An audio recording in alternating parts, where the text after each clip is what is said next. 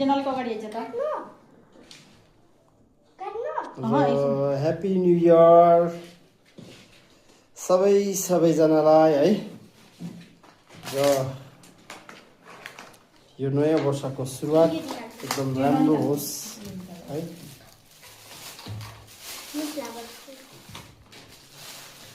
र नानीहरूले यहाँ केक काट्नु आँटेको छ है न्यू इयरको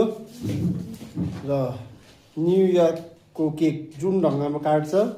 पढ्नु पनि त्यसरी राम्रो पढ्दै जानुपर्छ है अस्ति राम्रो पढेको छ अब यो वर्ष पनि त्यसरी नै राम्रो पढेर फर्स्ट डिभिजन हुने कोसिस गर्नुपर्छ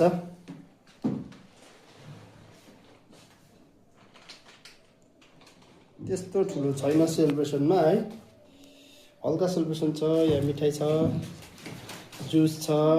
नानीहरूको फेभरेट क्या